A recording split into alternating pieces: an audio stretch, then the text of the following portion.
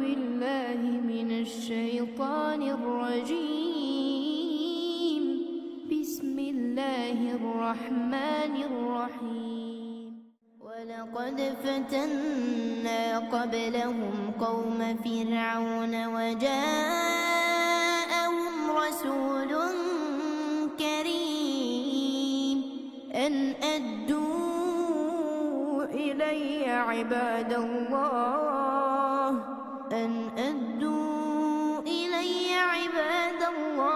إني لكم رسول أمين وأن لا تعلوا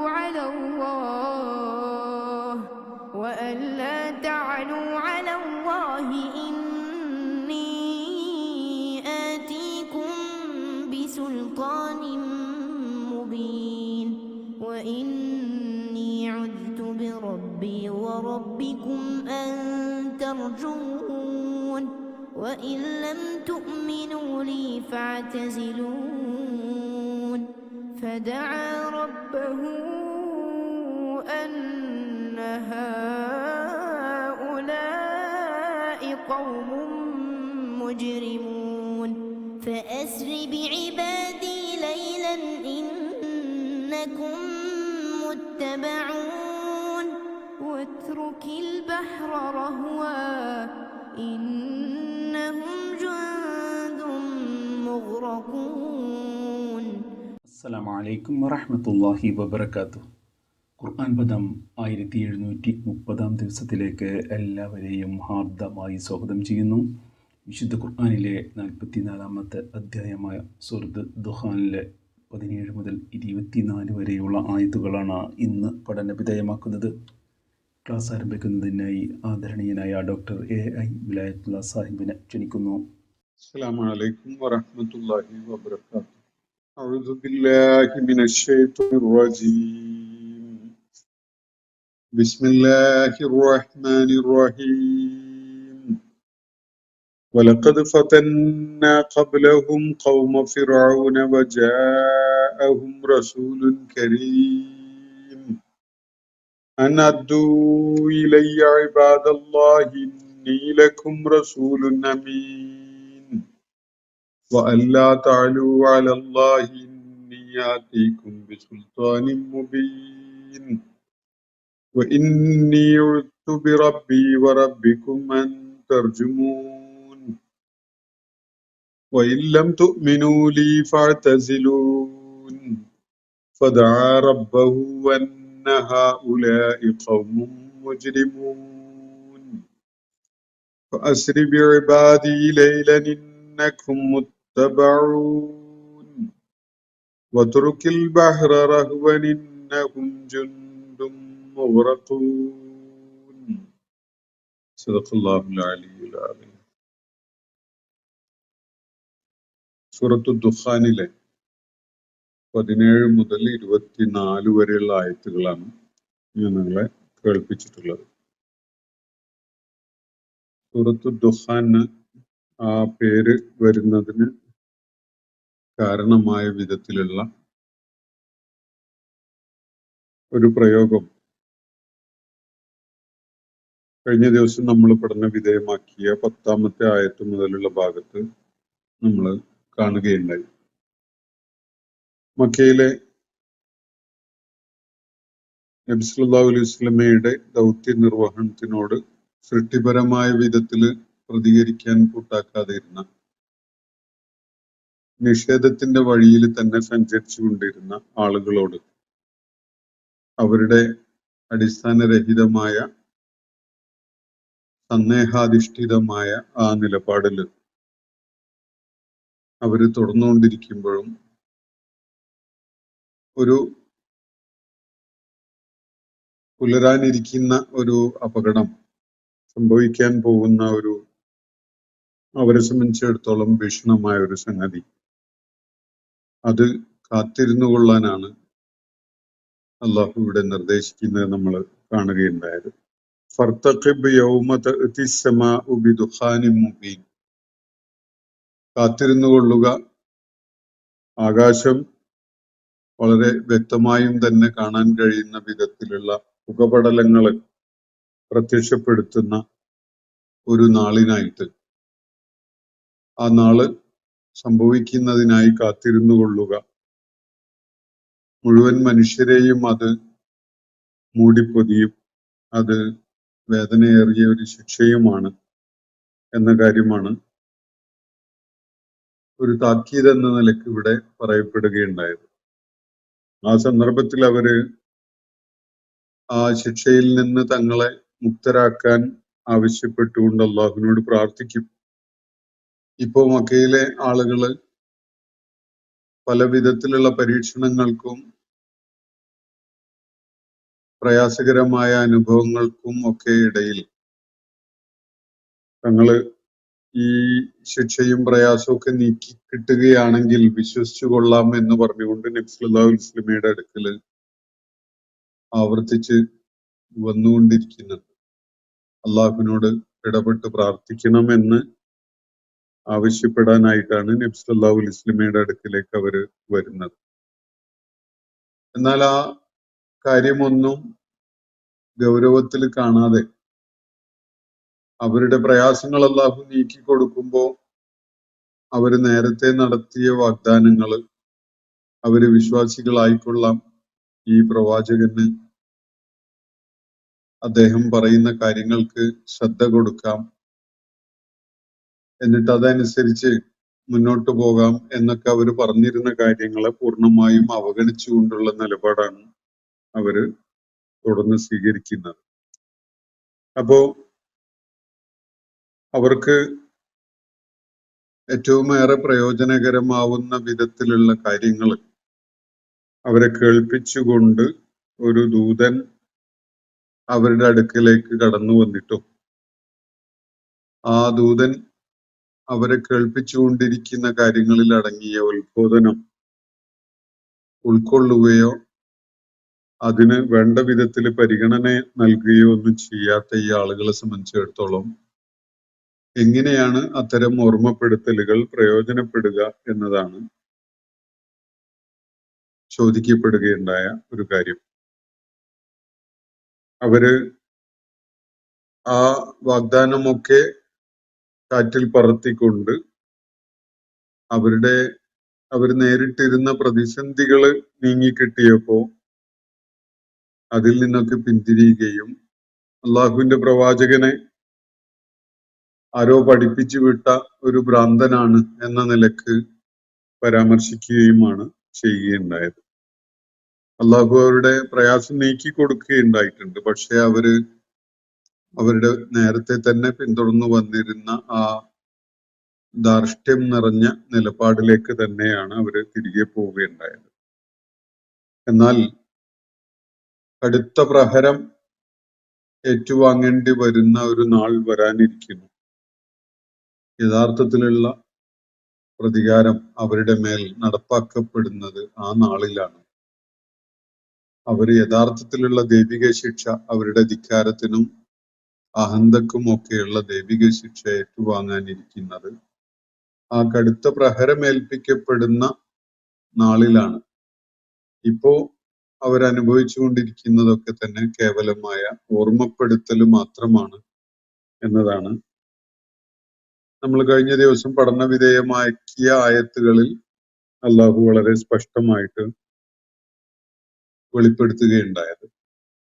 അതിനെ തുടർന്ന് ഇന്ന് ഞാൻ നിങ്ങളെ കേൾപ്പിച്ച ആയത്തുകളിലായിട്ട് സമാനമായൊരു അനുഭവം അല്ലെങ്കിൽ ഒരു സാഹചര്യത്തിലൂടെ ഫിറഔന്റെ സമൂഹം കടന്നു പോകേണ്ടി വന്നതിനെ കുറിച്ചാണ് അള്ളാഹു സൂചിപ്പിക്കുന്നത്. മക്കയിലെ ആളുകളെ ചരിത്രത്തിലെ ചില സന്ദർഭങ്ങളിൽ നിന്ന് അല്ലെങ്കിൽ ചില സമൂഹങ്ങൾ ഏറ്റുവാങ്ങേണ്ടി വന്ന അനുഭവങ്ങളിൽ നിന്ന് പാഠം ഉൾക്കൊള്ളാൻ പ്രേരിപ്പിക്കുന്ന വിധത്തില് ഒരു ചരിത്ര സംഭവത്തെ വളരെ സംക്ഷിപ്തമായിട്ട് ഇവിടെ പരാമർശിക്കുകയാണ്. വിശുദ്ധ ഖുർആനിൽ പലയിടങ്ങളിലായിട്ട് ധാരാളം വിശദാംശങ്ങളോടുകൂടി വിവരിക്കപ്പെട്ടിട്ടുള്ള മൂസ അലൈഹിസ്സലാം ഈജിപ്തില് ഫിറഔന്റെ നാട്ടിൽ ഫിറഔന്റെ സമൂഹത്തിൽ നിർവഹിച്ച ദൗത്യവുമായി ബന്ധപ്പെട്ടുകൊണ്ടുള്ള ഒരു വിവരണമാണ് ഇവിടെ നൽകുന്നത്. എന്നാൽ ഈ വിവരണത്തില് ആ സംഭവങ്ങളൊന്നും അതിന്റെ ചരിത്രപരമായ ക്രമം അനുസരിച്ച് വിശദാംശങ്ങളോടുകൂടി പറയുന്നില്ല. വളരെ സംഗ്രഹിച്ചുകൊണ്ട് വളരെ സംക്ഷിപ്തമായി ഒരു ഓർമ്മപ്പെടുത്തൽ എന്ന നിലക്ക് അതിനെ സംഗ്രഹിച്ചുകൊണ്ട് പറയുന്ന ഒരു ശൈലിയിലാണ് അള്ളാഹു അതിവിടെ പരാമർശിക്കുന്നത്. നമുക്ക് ഞാൻ ഇന്ന് വായിച്ചു വെച്ച ആയത്തുകള് ശ്രദ്ധാപൂർവം ഒന്ന് വായിച്ച് മനസ്സിലാക്കാൻ വേണ്ടി ശ്രമിക്കാം. വലഖദ് ഫതന്ന ഖബ്ലഹും ഖൗമ നൂഹിൻ ഖൗമ ഫിറഔന വജാഅഹും റസൂലുൻ കരീം. അങ്ങനെയാണ് ഈ 17-ാമത്തെ ആയത്ത് തുടങ്ങുന്നത്. വലഖദ് ഫതന്ന ഖബ്ലഹും, ഇവർക്ക് മുമ്പ് എന്ന് വെച്ചാൽ ഈ മക്കയിലെ ഇപ്പോ ഈ പിന്തിരിഞ്ഞു കളയുന്ന, നിഷേധത്തിലേക്ക് തന്നെ തിരികെ പോകുന്ന, ആവർത്തിച്ച് നിഷേധത്തിലേക്ക് തന്നെ തല പൂഴ്ത്തി വെച്ചുകൊണ്ടിരിക്കുന്ന ഈ ആളുകൾക്ക് മുമ്പ് നാം വേറൊരു കൂട്ടരെ ഇതുപോലെയുള്ള ഒരു പരീക്ഷണത്തിൽ അകപ്പെടുത്തുകയുണ്ടായിട്ടുണ്ട്. വലഖദ് ഫതന്ന, നിശ്ചയമായിട്ടും നാം ഒരു ഫിത്നയിൽ അകപ്പെടുത്തുകയുണ്ടായി, ഒരു പരീക്ഷണത്തിൽ അകപ്പെടുത്തുകയുണ്ടായി. ഖബ്ലഹും, ഇവർക്ക് മുമ്പായിട്ട്. ഇപ്പോ പരാമർശിക്കപ്പെടുന്ന മക്കയിലെ ആളുകളെ ഈ വിധത്തിലുള്ള പരീക്ഷണത്തിന് വിധേയമാക്കുന്നതിന്റെ ഒക്കെ വളരെ മുമ്പായിട്ട് ഒരു ചരിത്രഘട്ടത്തിൽ നാം ഒരു കൂട്ടരെ ഇതുപോലെയുള്ള ഒരു പരീക്ഷണത്തിന് വിധേയമാക്കുകയുണ്ടായിട്ടുണ്ട്. ഖൗമ ഫിറഔൻ, ഫിറഔന്റെ സമൂഹമാണത്. ഈജിപ്തിന്റെ ഭരണാധികാരിയായിരുന്ന റംസീസ് രണ്ടാമൻ എന്ന പേരിലൊക്കെ ചരിത്രത്തിൽ അറിയപ്പെടുന്ന ഫിറഔൻ, മൂസ അലൈഹിസ്സലാം അയാളുടെ അടുക്കലേക്കാണ് നിയോഗിച്ചയക്കപ്പെടുകയുണ്ടായത്. അതിന്റെ ചരിത്ര വിശദാംശങ്ങളൊക്കെ നമ്മൾ പലപ്പോഴും പിന്നിട്ട സൂറത്തുകളിൽ മനസ്സിലാക്കുകയുണ്ടായതാണ്. അപ്പോ അള്ളാഹുവിടെ പറയുന്നത്, ഇതുപോലെയുള്ള ഒരു പരീക്ഷണത്തിന് നാം നേരത്തെ ഫിറഔന്റെ സമൂഹത്തെ വിധേയമാക്കിയതാണ്. വജാഅഹും റസൂലുൻ കരീം, അവരുടെ അടുക്കലേക്ക് ഏറ്റവും മാന്യനായ, ഏറ്റവും ഉത്തമ സ്വഭാവ ഗുണങ്ങളും വ്യക്തിത്വവും ഉള്ള ഒരു ദൂതൻ കടന്നു വരികയുണ്ടായി. അള്ളാഹു അങ്ങനെ വിശിഷ്ടമായ സ്വഭാവ ഗുണങ്ങളുള്ള, വ്യക്തിത്വമുള്ള ഒരു ദൂതനെ, ഒരു ദൈവിക ദൂതനെ നാം അവരിലേക്ക് അയക്കുകയുണ്ടായി എന്നാണ് അള്ളാഹു ഇവിടെ സൂചിപ്പിക്കുന്നത്. അങ്ങനെ ഒരു ദൂതൻ അവരിലേക്ക് വരികയുണ്ടായി. എന്നിട്ട് അൻ അദ്ദു ഇലയ്യ ഇബാദല്ലാഹി ഇന്നി ലക്കും റസൂലുൻ അമീൻ. ഇവിടെ ഖുർആന്റെ ഒരു വിശിഷ്ടമായ ശൈലി നമ്മൾ ഉൾക്കൊണ്ടുകൊണ്ട് വേണം ഈ കാര്യം വായിക്കാൻ. ഖുർആനില് അതിന്റെ ഉടനീളമുള്ള ശൈലി വായനക്കാരനെ മാറ്റി നിർത്തിക്കൊണ്ട് ഒരു ടെക്സ്റ്റ് എന്നുള്ള നിലക്ക് ഇഫക്റ്റീവ് ആവുന്ന ഒരു സമീപനത്തിലുള്ളതല്ല. വായനക്കാരൻ ചേർന്ന് നിന്നുകൊണ്ട് ചില വാചകങ്ങളെ അല്ലെങ്കിൽ ചില വാചക ഭാഗങ്ങളെയെങ്കിലും അതിനോട് ചേർത്ത് വെച്ച് മനസ്സിലാക്കിക്കൊണ്ട് പ്രൊസീഡ് ചെയ്താൽ മാത്രം അതിന്റെ വായന പൂർത്തിയാവുന്ന വിധത്തിലാണ് ഖുർആന്റെ ഒരു ശൈലി. പലയിടത്തും ചില വാചകങ്ങൾ വായനക്കാർക്ക് ചേർത്ത് വെച്ച് മനസ്സിലാക്കാൻ കഴിയും എന്ന് പ്രത്യക്ഷത്തിൽ തന്നെ തോന്നുന്ന വിധത്തിലുള്ള, അങ്ങനെ അനിവാര്യമായ ഒരു ശൈലിയാണ് വിശുദ്ധ ഖുർആൻ പിന്തുടരുന്നത് എന്ന് കാണാൻ കഴിയും. ഖുർആന്റെ ഈ ഇജാസിന്റെ ഒരു ഭാഗമായിട്ട്, അതിന്റെ അമാനുഷികതയുടെ ഒരു തലമായിട്ട് അതിനെ മനസ്സിലാക്കാൻ സാധിക്കും. മനുഷ്യന്റെ രചനയിൽ ഇങ്ങനെയുള്ള ഒരു രീതി കാണാൻ കഴിയില്ല. വായനക്കാരൻ ചേർത്ത് ചില കാര്യങ്ങൾ കൂടി പറഞ്ഞുകൊണ്ട് വേണം ഇത് വായിച്ചു പോകാൻ എന്ന നിലക്കല്ല, മറിച്ച് പറയാനുള്ള കാര്യം അതിന്റെ പൂർണ്ണതയോടുകൂടി വായനക്കാരന് ഒരു ഇടവും കൊടുക്കാത്ത ഒരു രീതിയിലാണ് അതിന്റെ മനുഷ്യരുടെ അട്ടറൻസസ് ഒക്കെ ഉണ്ടാവുക. എന്നാൽ ഇവിടെ വിശുദ്ധ ഖുർആന്റെ ശൈലിയിൽ നമുക്ക് കാണാൻ കഴിയുന്ന ഒരു സംഗതി, വായനക്കാരന്റെ സാന്നിധ്യം ആവശ്യമാണ്, അവരുടെ ചരിത്രബോധം ആവശ്യമാണ്, അവരുടെ ഭാഷാപരമായ സ്വാഭാവികതയെക്കുറിച്ചുള്ള ഒരു ധാരണ അവർക്ക് ആവശ്യമാണ്. അതുകൊണ്ട് തന്നെ ചില എലിമെന്റ്സ് വായനക്കാരൻ ആഡ് ചെയ്തുകൊണ്ട് ഉൾക്കൊണ്ടു വേണം വായിക്കാൻ. അപ്പോഴേ വാചകങ്ങൾ ചിലപ്പോ നമ്മൾ ഉദ്ദേശിക്കുന്ന വിധത്തിൽ വളരെ എല്ലാ വിശദാംശങ്ങളും അടങ്ങിയ വിധത്തിലുള്ള പ്രസ്താവനയോ അട്ടറൻസോ ഒക്കെ ആയി മാറുകയുള്ളൂ. ഇവിടെ അവരിലേക്ക് വജാഅഹും റസൂലുൻ കരീം, വളരെ ആദരണീയനായ ഒരു ദൂതൻ അവരിലേക്ക് വരികയും ഉണ്ടായി എന്നാണല്ലോ പറഞ്ഞത്. ഫിറൗന്റെ സമൂഹത്തെ നാം ഇതുപോലെയുള്ള ഒരു പരീക്ഷണത്തിന് വിധേയമാക്കി വളരെ ആദരണീയനായ ഒരു ദൂതൻ അവരിലേക്ക് വരികയും ഉണ്ടായി എന്ന് പറഞ്ഞു. എന്നിട്ട് പിന്നെ ആ ദൂതൻ പറഞ്ഞു എന്ന് പറയേണ്ട ഒരു കാര്യം ഇവിടെ ഉണ്ട്. അത് പറയാതെയാണ് ആ ദൂതൻ പറഞ്ഞ കാര്യം ഇവിടെ തുടർന്ന് പറയുന്നത്. ആ റസൂലുൻ കരീമായ ആള് എന്ന് പറഞ്ഞാൽ മൂസ അലൈഹി ഇസ്ലാമിനെയാണ് ഇവിടെ സൂചിപ്പിക്കുന്നത്. അപ്പോ റസൂലുൻ കരീമായ ആ ദൈവിക ദൂതൻ അവരോടായിട്ട് പറഞ്ഞത് ഇങ്ങനെയാണ്: അൻ അദ്ദു ഇലയ്യ ഇബാദല്ലാഹി ഇന്നി ലക്കും റസൂലുൻ അമീൻ. ഇവിടെ ഈ ദൂതൻ വന്നത് എന്തിനാണ്? ഈ കാര്യം പറയാനാണ്. ആ സമൂഹത്തിന്റെ വരേണ്യവർഗത്തോട്, അവിടുത്തെ പ്രമാണിമാരോട്, അധികാരികളോട് തന്റെ ഇടത്തോടും തലയെടുപ്പോടും കൂടി ഒരു കാര്യം പറയാൻ വേണ്ടിയാണ് ആ ദൂതൻ വന്നിട്ടുണ്ടായിരുന്നത്. ആ ദൂതൻ അവിടുത്തെ വരേണ്യവർഗത്തോടായിട്ട് പറഞ്ഞത് ഇങ്ങനെയാണ്: അദ്ദു ഇലയ്യ ഇബാദല്ലാഹി, എന്റെ കൂടെ വിടുക. ഇബാദല്ലാഹി, അള്ളാഹുവിന്റെ അടിയാറുകളെ, അള്ളാഹുവിന്റെ ദാസന്മാരെ. അള്ളാഹുവിന്റെ ദാസന്മാരെന്ന് പ്രത്യേകം ഇവിടെ പറയുമ്പോ അവര് നിങ്ങളുടെ ദാസന്മാരല്ല എന്ന് അടിവര ഇടൽ കൂടിയാണത്. ഫിറൗൻ ബനു ഇസ്രായേൽ സമൂഹത്തെ അടിമകളാക്കി വെച്ചിരിക്കുകയായിരുന്നു. അവരെ എല്ലാ വിധത്തിലുള്ള നിന്ദ്യതയും ഏറ്റുവാങ്ങുന്നവരാക്കി അവരിലെ ആണുങ്ങളെ കൊന്നൊടുക്കുകയും അവരിലെ പെണ്ണുങ്ങളെ അപമാനിതരാക്കുകയൊക്കെ ചെയ്തുകൊണ്ട് ഒരു സമൂഹത്തെ ദീർഘകാലമായി അടിമത്തത്തിന്റെ സകല അവസ്ഥകളിലൂടെയും കടന്നു പോകുന്നവരായി മാറ്റിയിട്ടുണ്ടായിരുന്നു അവിടുത്തെ അധികാരി വർഗം.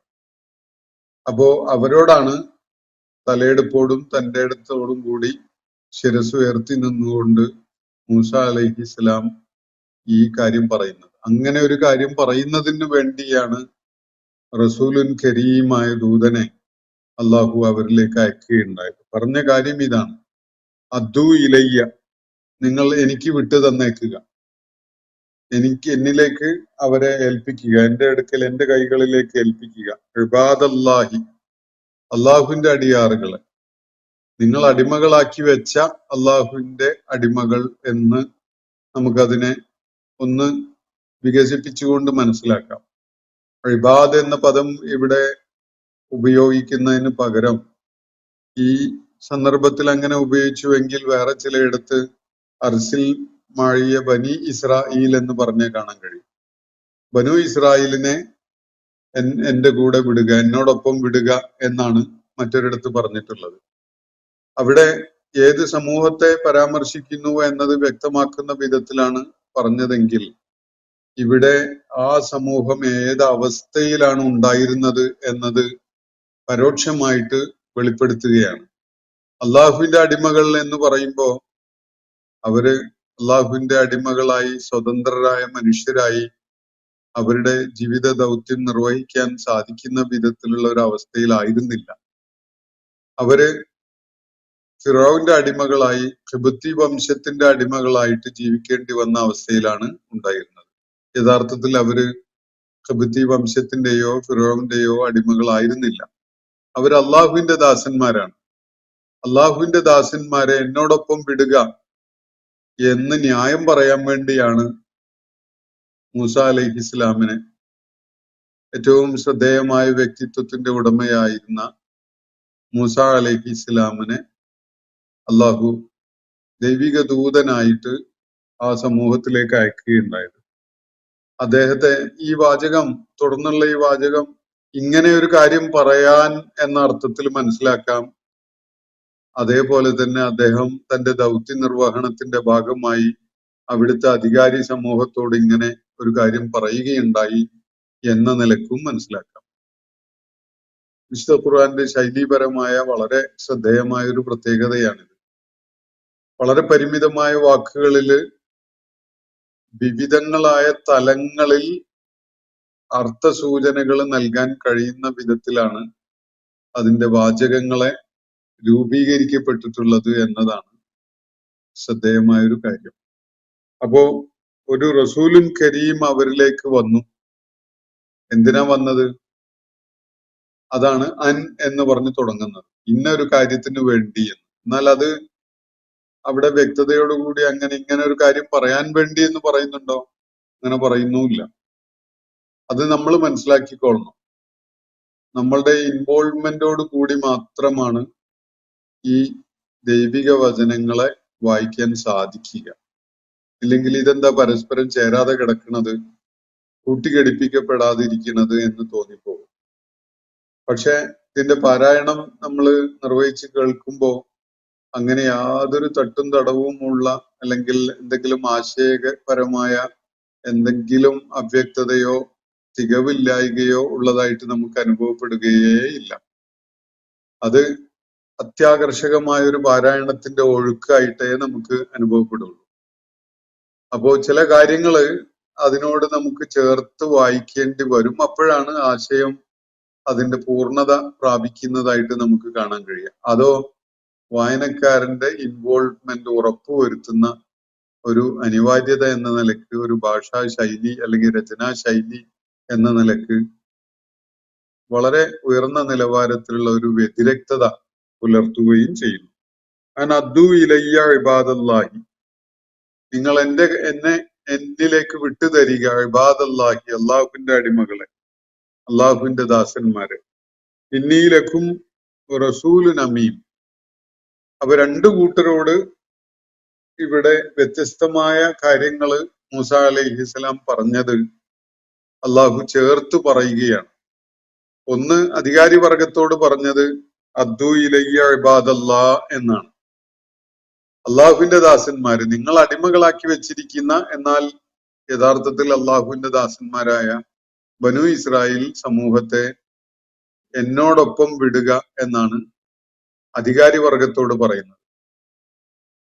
അതേ ശ്വാസത്തിൽ തന്നെ ഇവിടെ ആ ആയത്തിന്റെ തന്നെ ഭാഗമായിട്ട് ബനു ഇസ്രായേൽ സമൂഹത്തോട് മുഖ്യമായി അവരെ ഉദ്ദേശിച്ചുകൊണ്ട് മൂസ അലൈഹി ഇസ്ലാം പറയുന്നത് ഇന്നീലക്കും റസൂലുൻ അമീൻ, ഞാൻ നിങ്ങളിലേക്കുള്ള വിശ്വസ്തനായ ദൂതനാണ് എന്നാണ്. അപ്പൊ ഒരേ വാചകം അല്ലെങ്കിൽ ഒരേ ആയത്തിന്റെ രണ്ട് ഭാഗങ്ങള് അഭിസംബോധന ചെയ്യുന്നത് രണ്ട് വ്യത്യസ്ത വിഭാഗങ്ങളെയാണ് എന്നത് വളരെ ശ്രദ്ധ പതിയേണ്ട ഒരു ശൈലീപരമായ പ്രത്യേകതയാണ്. അദ്ദു ഇലയ്യ ഇബാദല്ല. ഈ രണ്ടാമത് പറയുന്ന ഭാഗം അതിന്റെ അഭിസംബോധനയിൽ ഫിറൗനും അയാളുടെ സമൂഹവും ഒക്കെ ഉൾപ്പെടുന്നതിന് കുഴപ്പമൊന്നുമില്ല. പക്ഷെ അതിന്റെ മുഖ്യമായ അഭിസംബോധന അവരെ അല്ല എന്നതും, അത് പറഞ്ഞിട്ടുള്ളത് ഫിറൗന് ആദ്യമായി കൂടിക്കാഴ്ചക്കായി ഫിറൗന്റെ അടുക്കലേക്ക് മൂസ അലൈഹി ഇസ്ലാം ചെന്നപ്പോഴാണ് എന്ന് അനുമാനിക്കാനും നമുക്ക് സാധിക്കില്ല. മറ്റൊരു ഘട്ടത്തില് ബനു ഇസ്രായേൽ സമൂഹത്തെ വിശ്വാസത്തിൽ എടുക്കുന്നതിന് വേണ്ടി, അവർ മൂസ അലൈഹി ഇസ്ലാമില് വിശ്വാസം അർപ്പിക്കുന്നതിന് വേണ്ടി അവരുടെ ഗുണകാംക്ഷിയായിട്ട് രംഗത്ത് വന്ന ആളാണ് ഞാൻ എന്നത് അവരെ ബോധ്യപ്പെടുത്തുന്നതിന് വേണ്ടി അവരോട് പറഞ്ഞ ഒരു കാര്യമാവാനാണ് കൂടുതലായിട്ടും സാധ്യതയുള്ളത്. ഞാൻ അദ്ദു ഇലയ്യ ഇബാദല്ല, ഇബാദുള്ള ആയ ബനു ഇസ്രായേലിനെ, അള്ളാഹുവിന്റെ ദാസന്മാരായ ബനു ഇസ്രായേലിനെ എനിക്ക് വിട്ടു തന്നേക്കുക, എന്നോടൊപ്പം വിടുക. എന്നിട്ട് ആ ബനു ഇസ്രായേലിനോടാണ് തുടർന്ന് പറയുന്നത് ഇന്നീലക്കും റസൂലുൻ അമീൻ, നിങ്ങൾക്ക് എന്നെ വിശ്വസിക്കാം, ഞാൻ വളരെ വിശ്വസ്തനായ ഒരു ദൂതനാണ്. ദൈവിക ദൗത്യം ചുമതലപ്പെടുത്തപ്പെട്ട അതിന് യോഗ്യനായ, വിശ്വസിച്ച് കാര്യങ്ങൾ ഏൽപ്പിക്കപ്പെട്ടിട്ടുള്ള, നിങ്ങൾക്ക് വിശ്വസിക്കാൻ പറ്റുന്ന വിശ്വസ്തനായ ഒരു ദൂതനാണ് ഞാൻ. അതുകൊണ്ട് നിങ്ങൾ ആശങ്കപ്പെടുകയൊന്നും വേണ്ട, നിങ്ങളുടെ കാര്യം ഞാൻ ചുമതല ഏൽക്കുകയാണ്. ഫിറൗനോട് നിങ്ങളുടെ കാര്യം എന്നെ ഏൽപ്പിക്കാൻ വേണ്ടി ഞാൻ പറയുമ്പോൾ നിങ്ങൾക്ക് എന്നെ വിശ്വസിക്കാം. ഇതാണ് മൂസ അലൈഹിസ്സലാം ബനു ഇസ്രായേലിനോട് പറയുന്നതിന്റെ ഒരു ചുരുക്കം, അല്ലെങ്കിൽ അതിന്റെ ധ്വനി അതാണ്. അപ്പോ ഈ ഒരു ദൗത്യം നിർവഹിക്കുന്ന ആളായിക്കൊണ്ടാണ് ബനു ഇസ്രായേൽ സമൂഹത്തിലേക്ക് മൂസ അലൈഹി ഇസ്ലാമിനെ പറഞ്ഞയക്കുകയുണ്ടായത്. ഫിറോവിന്റെ സമൂഹം എന്നാണ് ഇവിടെ അള്ളാഹു ഉപയോഗിച്ചിട്ടുള്ള പ്രയോഗം. ഖൗമു ഫിറോവിൻ എന്നാണ്. ഖൗമു ഫിറോവിനെ ഇങ്ങനെ ഒരു പരീക്ഷണത്തിൽ നാം നേരത്തെ അകപ്പെടുത്തുകയുണ്ടായി എന്നാണല്ലോ പറഞ്ഞത്. അപ്പൊ ഇവിടെ താരതമ്യം ബനു ഇസ്രായേലും മക്കയിലെ ആളുകളും തമ്മിലല്ല, മറിച്ച് ഫിറോവിന്റെ സമൂഹവും മക്കയിലെ ആളുകളും തമ്മിലാണ്. ബനു ഇസ്രായേൽ മൂസ അലൈഹി ഇസ്ലാമിന്റെ പ്രത്യേകമായ ഇടപെടലിലൂടെ ആ അടിമത്തത്തിന്റെ അവസ്ഥയിൽ നിന്ന് വിമോചിതരാക്കപ്പെടേണ്ട ഒരു കൂട്ടരാണ്. അവിടെ അക്രമത്തിന്റെയും അതുപോലെ അടിച്ചമർത്തലിന്റെയും ഒക്കെ ആളുകളായിട്ട് നിലകൊള്ളുന്നത് ഫിറോവിന്റെ സമൂഹമാണ്. എന്ന് പറഞ്ഞാൽ ഫിറോവിനും അയാളെ പിന്തുണച്ചുകൊണ്ട് നിൽക്കുന്ന പ്രമാണിമാരും അതുപോലെ ഖിബ്തി വംശവും ഒക്കെ, അവരെയാണ് അള്ളാഹു ഒരു വലിയ പരീക്ഷണത്തിൽ അകപ്പെടുത്തിയതായിട്ട് തുടക്കത്തിൽ പറയുന്നത് നമുക്ക് കാണാൻ സാധിക്കുക. ആ പരീക്ഷണത്തിന് വളരെ ബൃഹത്തായ ഒരു തലമുണ്ട് എന്നതിനാൽ തന്നെ ബാക്കി ആളുകളൊക്കെയും അതിന്റെ പരിധിയിൽ വരും. ബനു ഇസ്രായേൽ സമൂഹത്തിനും അതൊരു പരീക്ഷണമാണ്. ദീർഘമായ ഒരു കാലയളവിനുള്ളിൽ ബനു ഇസ്രായേൽ പ്രവാചകന്മാരോടൊപ്പം ചേർന്ന ഖിബ്തി വംശത്തിലെ ഇസ്ലാം സ്വീകരിച്ച ആളുകൾക്കും അത് ബാധകമാണ്. മൂസ അലൈഹി ഇസ്ലാമിന്റെ മുഅ്ജിസത്ത് ദൈവികമായ പിൻബലത്തോടു കൂടിയുള്ളതാണ് എന്ന് ബോധ്യപ്പെട്ട സാഹിറുകളും അവരോടൊപ്പം സത്യവിശ്വാസം ഉൾക്കൊണ്ടവരുമായ ആളുകളും ഇതില് വരുന്നുണ്ട്. കാരണം അവരെയൊക്കെ സംബന്ധിച്ചിടത്തോളം ഇതൊരു പരീക്ഷണത്തിന്റെ ഘട്ടം തന്നെയായിരുന്നു എന്നതാണ് വസ്തുത. വഅല്ലാ തഅലൂ അലല്ലാഹി ഇന്നി ആതീകും ബിസുൽത്താനിൻ മുബീൻ. മൂസ അലൈഹി ഇസ്ലാമിന്റെ സംസാരം തുടരുകയാണ്. ഇത് ഒരൊറ്റ ഒക്കേഷനിൽ, ഒരൊറ്റ സന്ദർഭത്തിൽ മൂസ അലൈഹി ഇസ്ലാം പറഞ്ഞതാണ് എന്ന് നമുക്ക് സങ്കല്പിക്കാൻ വയ്യ. മൂസ അലൈഹി ഇസ്ലാമിന്റെ വർഷങ്ങൾ എടുത്തുകൊണ്ടുള്ള ഈജിപ്തിലെ ദൗത്യ നിർവഹണത്തിന്റെ പല ഘട്ടങ്ങളിലായിട്ട് അദ്ദേഹം പറഞ്ഞ കാര്യം അള്ളാഹു ഇവിടെ ചേർത്ത് സംഗ്രഹിച്ച് പറയുകയാണ്. അദ്ദേഹത്തിന്റെ സംസാരത്തിന്റെ മറ്റൊരു ഭാഗം ഇതാണ്: അല്ലാ തഅലൂ അലല്ലാഹ്, നിങ്ങൾ അള്ളാഹുവിന്റെ മുന്നിൽ അള്ളാഹുവിനെ ധിക്കരിക്കുന്നവരായിക്കൊണ്ട് വർത്തിക്കാതിരിക്കുക എന്നാണ് പറയുന്നത്. മുഖ്യമായിട്ടും ഫിറോവിനെയും ഫിറോവിനോടൊപ്പം ഉണ്ടായിരുന്ന പ്രവൃത്തികളെയും ഉദ്ദേശിച്ചുകൊണ്ട് പറയുന്ന ഒരു കാര്യമാണിത്. വഅല്ലാ തഅലൂ അലല്ലാഹ്, നിങ്ങൾ വല്ലാതെ അള്ളാഹുവിനോട് ധിക്കാരം പ്രവർത്തിക്കുന്നവരായി, അള്ളാഹുവിന്റെ മുന്നിൽ അഹന്ത കാണിക്കുന്നവരായി മാറരുത്, ആ വിധത്തിൽ നിങ്ങൾ വർത്തിക്കരുത് എന്നാണ് പറയുന്നത്. തഅലു എന്ന് പറഞ്ഞാൽ ഉയർച്ച കാണിക്കുക എന്നാണ് അർത്ഥം. ഉലൂബ്, അള്ളാഹുവിനേക്കാളും വലിയവർ ഞങ്ങളാണ് എന്നൊരു നാട്യമുണ്ടല്ലോ, ആ രീതിയിലുള്ള നിങ്ങളുടെ പെരുമാറ്റമുണ്ടല്ലോ, അത് വേണ്ട കേട്ടോ എന്ന് ബനു ഇസ്രായേൽ സമൂഹത്തെ മുഖ്യമായിട്ട് ഫിറോവിനെയും അയാളോടൊപ്പം ഉണ്ടായിരുന്ന ആളുകളെയും താക്കീത് ചെയ്യുകയാണ് മൂസ അലൈഹി ഇസ്ലാം. വഅല്ലാ തഅലൂ അലല്ലാഹ്, നിങ്ങൾ അള്ളാഹുവിനോട് വല്ലാത്ത ധിക്കാരം കാണിക്കുന്നവരായി, അള്ളാഹുവിനേക്കാളും ഉയർന്നവര് ഞങ്ങളാണ് എന്ന നിലക്കുള്ള പെരുമാറ്റമുണ്ടല്ലോ, ആ നിലക്ക് നിങ്ങൾ വർത്തിക്കാതിരിക്കുക. ഇനി ഇത് പറയാൻ ഞാൻ ആരാണ് എന്നതായിരിക്കും നിങ്ങളുടെ മനസ്സിലുണ്ടാവുന്ന ഒരു ചോദ്യം. ഇതാ ഇന്നി ആതീകും ബിസുൽത്താനിൻ മുബീൻ, അത് നിങ്ങളെ ബോധ്യപ്പെടുത്തുന്നതിന് വേണ്ട തെളിവുകളും പ്രമാണങ്ങളും ഒക്കെ ഞാനിതാ നിങ്ങൾക്കായിട്ട് കൊണ്ടു തന്നിരിക്കുന്നു, അല്ലെങ്കിൽ കൊണ്ടുതരാം. ഇന്നി ആതീകും, ഞാൻ നിങ്ങൾക്ക് കൊണ്ടു തന്നേക്കാം, ബിസുൽത്താനിൻ മുബീൻ, തെളിമയുള്ള പ്രമാണങ്ങളും തെളിവുകളും ഒക്കെ. അള്ളാഹുവിന്റെ അടുക്കൽ നിന്നുള്ള ദൂതനായിട്ടാണ് ഞാൻ വന്നിരിക്കുന്നത് എന്ന കാര്യം നിങ്ങളെ ബോധ്യപ്പെടുത്തുന്നതിന് ആവശ്യമായ സുൽത്താൻ, ആവശ്യമായ തെളിവുകളും പ്രമാണങ്ങളും ഒക്കെ ഞാൻ നിങ്ങളെ കാണിച്ചേക്കാം.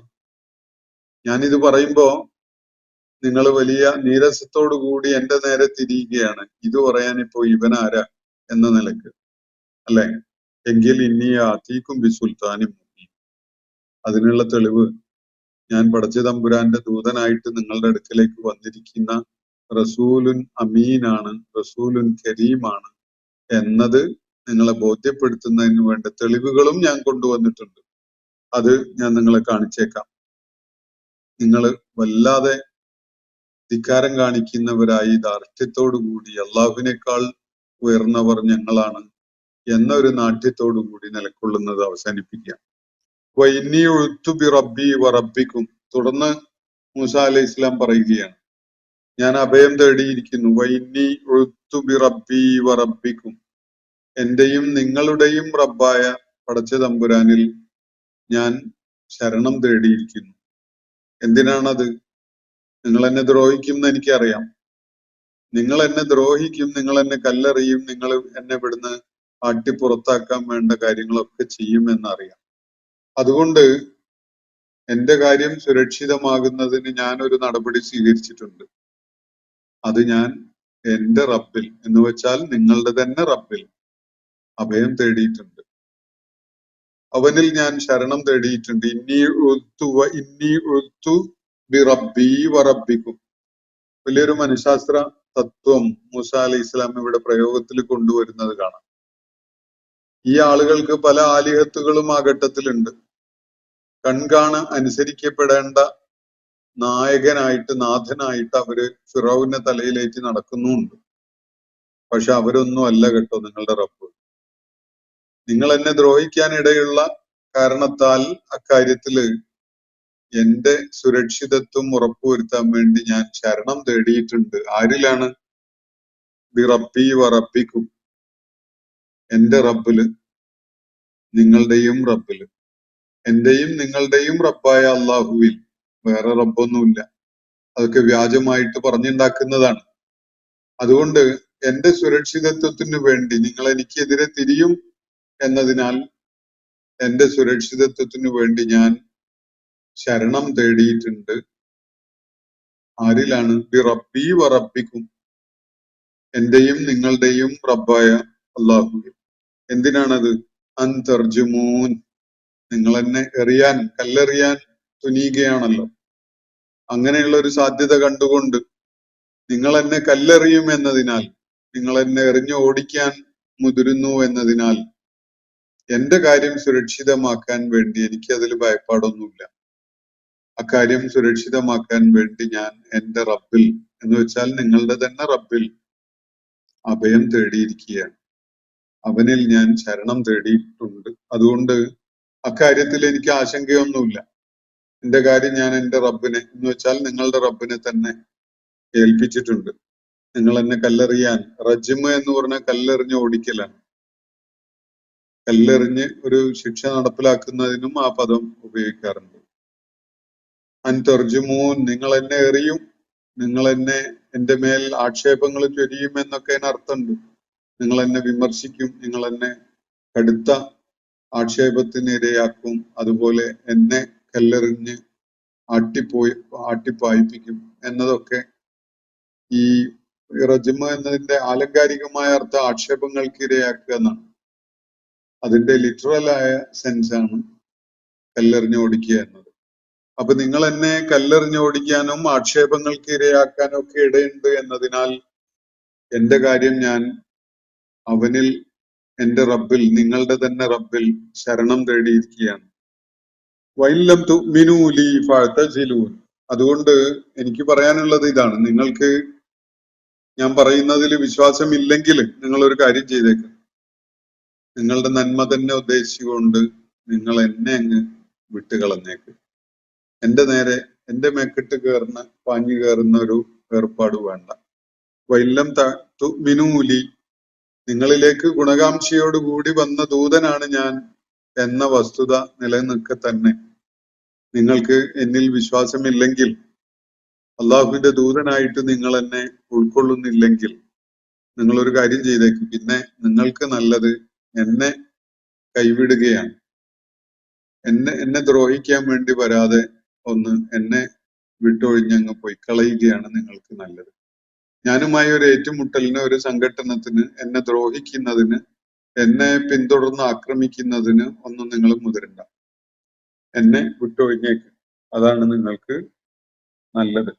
വഇല്ലം തുഅ്മിനൂ ലി, എന്നില് നിങ്ങൾക്ക് വിശ്വാസമില്ലെങ്കിൽ ഫഅ്തസിലൂനി, നിങ്ങൾ എന്നെ കയ്യേറ്റം ചെയ്യുന്നത് ഒഴിവാക്കി എന്നെ നിങ്ങൾ കൈയൊഴിഞ്ഞ് പോവുകയാണ് നിങ്ങൾക്ക് ഗുണകരമായിട്ടുള്ളത്. എഴുത്തസല എന്ന് പറഞ്ഞാൽ കൈയൊഴിയുക, ഒഴിഞ്ഞ് നീങ്ങുക എന്നൊക്കെയാണ് അർത്ഥം. അപ്പോ നിങ്ങൾക്ക് എന്നെ അള്ളാഹുവിന്റെ ദൂതനായിട്ട് ബോധ്യപ്പെട്ടിട്ടില്ലെങ്കിൽ നിങ്ങൾ ഒരു കാര്യം ചെയ്യാമല്ലോ, നിങ്ങൾക്ക് എന്നെ ദ്രോഹിക്കാതിരിക്കാമല്ലോ. എന്റെ പ്രവർത്തനങ്ങളെ തടസ്സപ്പെടുത്താതെ, എന്നെ ദ്രോഹിക്കാതെ നിങ്ങൾക്ക് അങ്ങ് ഒഴിഞ്ഞു മാറി നിൽക്കാം. അങ്ങനെ ചെയ്തോളൂ നിങ്ങൾ. ഫദഅ റബ്ബഹു അന്ന ഹഉലാഇ ഖൗമുൻ മുജ്രിമൂൻ. പിന്നീട് മൂസ അലൈഹിസ്സലാം നടത്തിയ ഒരു പ്രാർത്ഥനയാണ് അള്ളാഹുവിടെ നമ്മുടെ ശ്രദ്ധയിലേക്ക് കൊണ്ടുവരുന്നത്. അതിനെ തുടർന്ന് അദ്ദേഹം തന്റെ റബ്ബിനോട് പ്രാർത്ഥിക്കുകയുണ്ടായി. ഫദഅ റബ്ബഹു, അതിനെ തുടർന്ന് അദ്ദേഹം തന്റെ റബ്ബിനോട് പ്രാർത്ഥിച്ചു. അന്ന ഹഉലാഇ ഖൗമുൻ മുജ്രിമൂൻ, നിശ്ചയമായിട്ടും ഈ കൂട്ടർ കുറ്റവാളികളായ, തിന്മയുടെയും അതിക്രമത്തിന്റെയും ഒക്കെ ആളുകളായ ഒരു സമൂഹമാണ്. അതുകൊണ്ട് ഇവരുടെ കാര്യത്തില് എന്താണോ നീ ഉദ്ദേശിച്ചത് അത് ചെയ്തു കൊള്ളുക എന്ന് പറയുന്ന പോലെയാണ്. പ്രതീക്ഷ അവസാനിപ്പിച്ച് ആ സമൂഹത്തെ പൂർണ്ണമായി കൈയൊഴിഞ്ഞുകൊണ്ട് അവരിൽ നിന്ന് ഇനിയൊരു വ്യത്യസ്തമായ സ്വരം ഉയർന്നു വരാനിടയില്ല എന്ന ഒരു കൺക്ലൂഷനിലേക്ക്, ഒരു തീരുമാനത്തിലേക്ക് മൂസ അലൈഹി ഇസ്ലാം എത്തിച്ചേർന്നുകൊണ്ട് പറയുകയാണ്. വളരെ വ്യക്തമായിട്ടും ഈ വാചകം മൂസ അലൈഹി ഇസ്ലാം പറയുന്നത് എന്റെ മുന്നേ പറഞ്ഞ കാര്യങ്ങളുടെ തുടർച്ചയായിട്ട് ഒരേ സന്ദർഭത്തിലല്ല. ദീർഘകാലത്തെ പ്രയത്നങ്ങൾക്കൊടുവിലാണ് മൂസ അലൈഹിസ്സലാം ഫിറഔൻ സമൂഹത്തിൽ ഇനി എനിക്കൊരു പ്രതീക്ഷയും ഇല്ല എന്ന നിലക്ക് അള്ളാഹുവിനോടായിട്ട് പ്രാർത്ഥിക്കുന്നത്. ഫദഅ റബ്ബഹു, എന്ത് പറഞ്ഞുകൊണ്ടാണ് പ്രാർത്ഥിക്കുന്നത്? അന്ന ഹഉലാഇ ഖൗമുൻ മുജ്രിമൂൻ, ഇവര് തീർച്ചയായിട്ടും അധർമ്മികളായ, ഇജ്റാമിന്റെ, കുറ്റകൃത്യങ്ങളുടെ, പാപങ്ങളുടെ ആളുകളായ ഒരു സമൂഹമാണ്. അവരെ ഇനി ഏതെങ്കിലും നിലക്ക് മാറ്റിയെടുക്കാൻ പറ്റും എന്നൊരു പ്രതീക്ഷയും ഇല്ല എന്ന സൂചനയാണ് അത് നൽകുന്നത്. അപ്പോ ദൗത്യ നിർവഹണം അതിന്റെ പൂർണ്ണതയിലെത്തിയ ഒരു സന്ദർഭത്തിലും ഫിറഔൻ സമൂഹം സൃഷ്ടിപരമായിട്ട് പ്രതികരിക്കാതിരുന്നപ്പോ, അവരെ കൂടുതൽ കൂടുതൽ അക്രമികളായി മാറുന്ന പ്രവണത പ്രകടമായപ്പോ മൂസ അലൈഹി ഇസ്ലാം പ്രാർത്ഥിച്ച ഒരു കാര്യമാണ്, ഒരു പ്രതീക്ഷയും ഇവരിൽ അവശേഷിക്കുന്നില്ല, ഇവർ മഹാ അധർമ്മികളായ, കുറ്റവാളികളായ, അക്രമകാരികളായ ഒരു സമൂഹമാണ്, ഇവരെ പറഞ്ഞു മനസ്സിലാക്കി കൊടുത്ത് പരിവർത്തിപ്പിക്കുക എന്നത് സാധിക്കുമെന്ന് തോന്നുന്നില്ല എന്ന വിധത്തിലാണ് മൂസ അലൈഹി ഇസ്ലാമിന്റെ പ്രാർത്ഥന. അപ്പൊ ഈ സംഭവങ്ങൾ ഇവിടെ വിവരിക്കുന്നത് ഒരുപാട് വർഷങ്ങൾക്കുള്ളിൽ പല ഘട്ടങ്ങളിലായി നടന്ന മൂസ അലൈഹി ഇസ്ലാമിന്റെ ഭാഷണമാണ് അള്ളാഹുവിടെ സംഗ്രഹിച്ച് ചേർത്ത് വെച്ച് ചുരുക്കി പറഞ്ഞ് ഈ സന്ദർഭത്തിൽ മക്കയിലെ ആളുകളെ അവര് സ്വീകരിക്കുന്ന നിലപാട് എന്തുമാത്രം അപകടകരമായതാണ് എന്നത് ബോധ്യപ്പെടുത്തുന്നത്. വിശുദ്ധ ഖുർആന്റെ ശൈലീപരമായ വേറൊരു പ്രത്യേകതയാണിത്. മനുഷ്യന്റെ വിവരണങ്ങളിൽ ഇങ്ങനെ കാണില്ല. ഒരു കാര്യം പറയുമ്പോൾ അതിന്റെ ഒരു തുടർച്ച ആവുന്ന വിധത്തില് ആ ക്രമം അനുസരിച്ച് പറയുന്ന ഒരു ശൈലി മാത്രമേ മനുഷ്യന് വഴങ്ങുകയുള്ളൂ. ഒരു ദീർഘമായ കാലയളവിൽ നടന്ന, ചരിത്രഘട്ടത്തിൽ നടന്ന, ഒരുപാട് സന്ദർഭങ്ങളിലായിട്ട് നടന്ന കാര്യങ്ങളെ ആറ്റിക്കുറുക്കി ചുരുക്കി ഇങ്ങനെ പറയുമ്പോൾ അത് മനുഷ്യന്റെ രചനയിലാണെങ്കിൽ വല്ലാത്ത ദുർഗ്രാഹ്യതയും വല്ലാത്ത പ്രതിസന്ധിയുമാണ് ആശയ ഗ്രാഹ്യത്തിന്, അല്ലെങ്കിൽ ആശയം ഗ്രഹിക്കുന്ന ആ പ്രക്രിയക്ക് സൃഷ്ടിക്കുക. ഇവിടെ അങ്ങനെയല്ല. അത്യസാധാരണമായ ഒഴുക്കും അതുപോലെ ആശയപരമായ വ്യക്തതയും ഉള്ള വിധത്തിലാണ്. പക്ഷെ മനുഷ്യന്റെ, വായനക്കാരന്റെ ഹൃദയപൂർവമായ ഇൻവോൾവ്മെന്റ് ഈ കാര്യങ്ങളുടെ എല്ലാ തലങ്ങളും ഉൾക്കൊള്ളുന്നതിന് ആവശ്യമാണ് താൻ. അപ്പൊ ഇവര് മുജ്രിമുകളായ ഒരു സമൂഹമാണ് എന്ന് മൂസ അലൈഹി ഇസ്ലാം പറയുകയാണ് അള്ളാഹുവിനോടായിട്ട്. അപ്പൊ അള്ളാഹു നൽകിയ ഉത്തരമാണ്. അള്ളാഹു അങ്ങനെ ഒരു ഉത്തരം നൽകി എന്ന് പോലും പറയാതെ അടുത്ത ആയത്തിൽ അള്ളാഹു പറയുന്നത്. അസ്രി ബി ഇബാദി, ഇതാരാ പറയുന്നത്? മൂസ അലൈഹി ഇസ്ലാം അല്ല.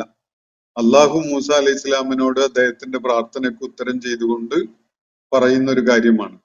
അതിനാൽ നീ എന്റെ അടിയാറുകളുമായിട്ട് പുറപ്പെട്ടു കൊള്ളുക എന്നാണത്. അങ്ങനെ ആര് പറഞ്ഞു? അള്ളാഹു പറഞ്ഞു എന്നിവിടെ പറയുന്നില്ല. അത് പറയേണ്ട കാര്യമില്ല.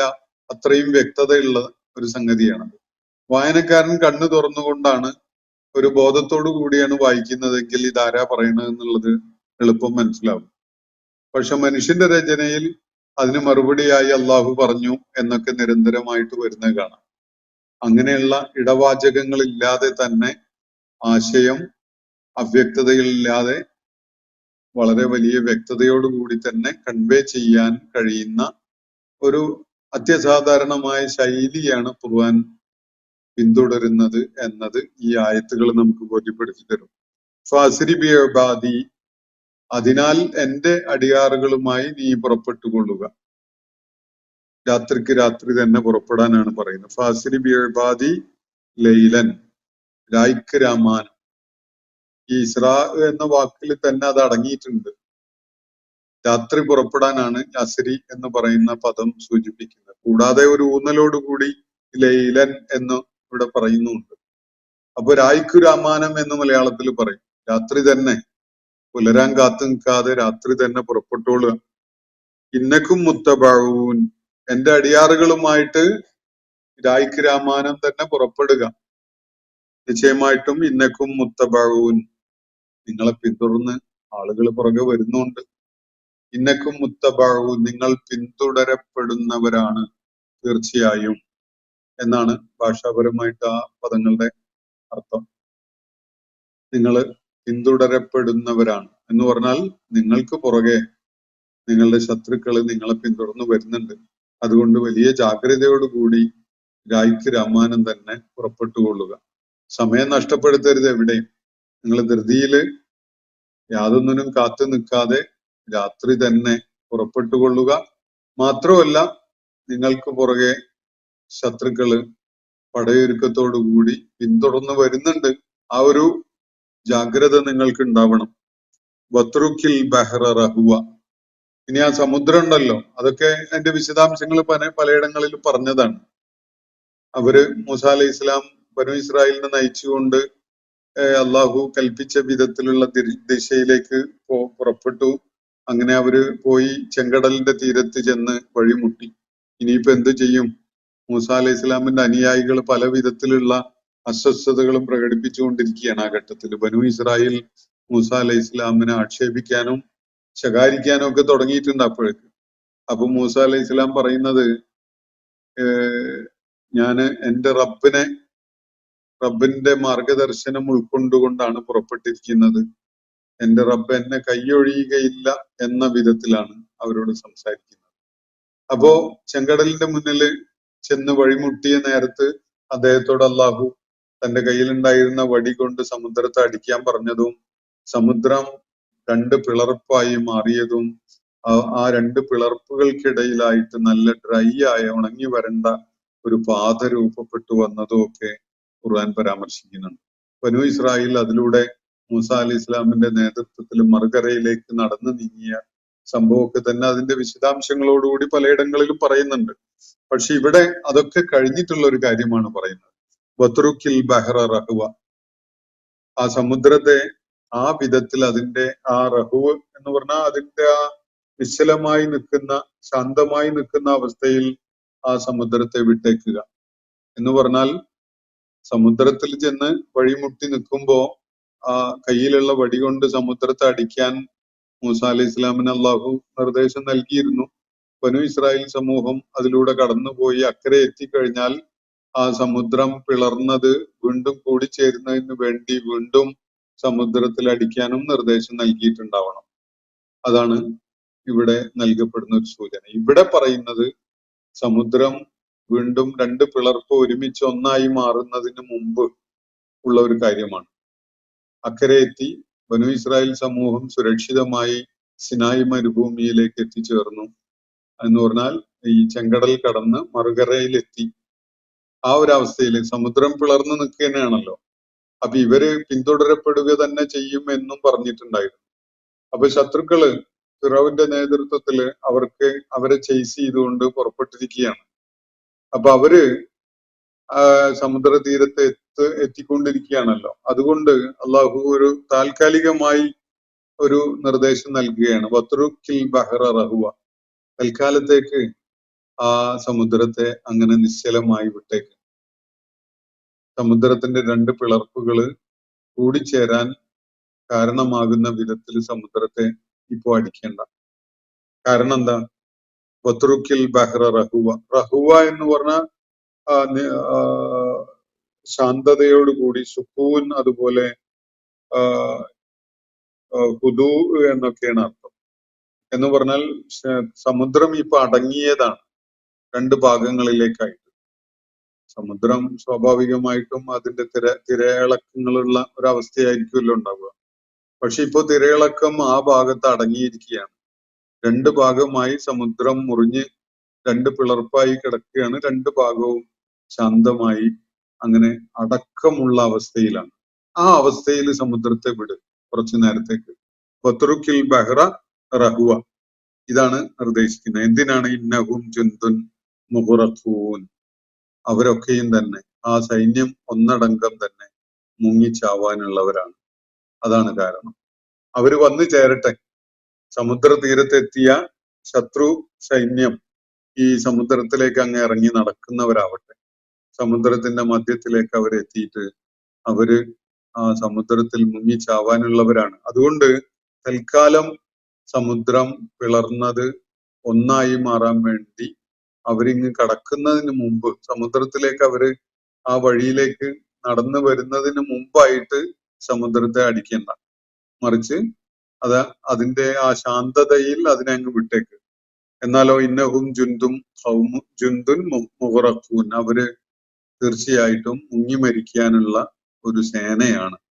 ഇതാണ് അല്ലാഹു പറയുന്നത്. അവര് മുങ്ങി മരിക്കാനുള്ള ഒരു സേനയാണ് എന്ന് പറയുന്നത് പോലും വളരെ വ്യത്യസ്തതയുള്ള ഒരു ശൈലിയാണ്. ആ പിന്തുടർന്നു വരുന്ന സൈന്യം ഒന്നാകെ സമുദ്രത്തിലേക്ക് ഇറങ്ങി പിന്നീട് സമുദ്രം ഒന്നായി ചേർന്ന് അവര് മുങ്ങി മരിച്ചോട്ടെ, അല്ലെങ്കിൽ അങ്ങനെയാണ് നാം ഉദ്ദേശിക്കുന്നത് എന്നൊന്നും പറയുന്നില്ല.